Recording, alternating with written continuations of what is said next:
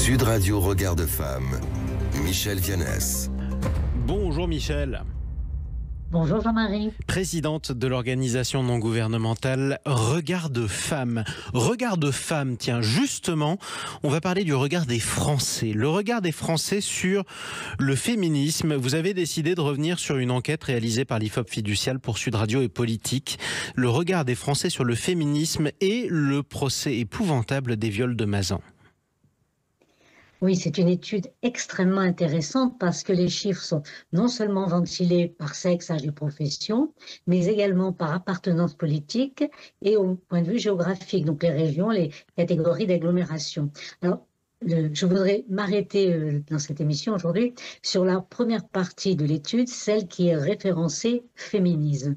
Mais évidemment, les réponses des sondés étaient bien sûr influencées par le procès des viols de Mazan, puisque 83% des sondés en avaient entendu parler et 68% savaient précisément ce dont il s'agissait. Ça a été non pas le procès, mais les viols de Mazan ont été un électrochoc sur la population, aussi bien en France qu'à l'étranger.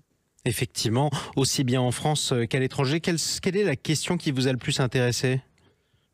Eh bien, qu'est-ce qu'être féministe ? Alors, pour 69% des personnes interrogées, la proposition arrivée en tête, c'était lutter pour l'égalité entre les femmes et les hommes. Et, extrêmement intéressant également, pour 80%, c'est l'affaire des femmes et des hommes. Et 17% seulement considèrent que ce ne serait que l'affaire des femmes. Alors, cela correspond totalement à la définition du féminisme de Regard de Femme, puisque nous parlons d'agir pour l'égalité en droits, devoirs et dignité des femmes et des hommes, et que nous rappelons toujours que ce n'est pas une affaire de sexe, pas une question de sexe, mais hommes et femmes peuvent être féministes, heureusement, mais femmes et hommes peuvent être machistes également. Et ce que j'ai noté aussi également, c'est que toutes les propositions commencent par lutter, toutes les définitions de féminisme commencent par lutter. Donc le féminisme est bien considéré, au moins par les sondés, comme un combat. Et peut-être aussi, ce qui m'a étonné, c'est que 44% seulement des sondés considèrent qu'être féministe, c'est lutter contre les violences envers les femmes. Ouais, alors ce que vous avez retenu aujourd'hui, ce sont d'autres questions de ce sondage, notamment celles qui concernent le patriarcat. Ça existe ou pas le patriarcat, Michel ? Écoutez, il existe, c'est une réalité pour 68% des sondés, avec 75% pour les femmes de moins de 35 ans.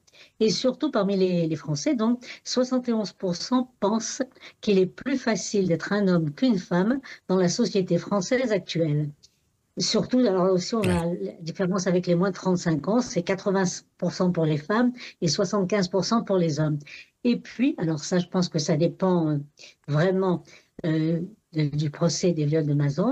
Le chiffre extrêmement intéressant, c'est que, enfin, dramatique mais intéressant, c'est que les rapports sexuels non consentis sont considérés par 87% des Français comme terriblement graves et c'est 10% de plus que les coups.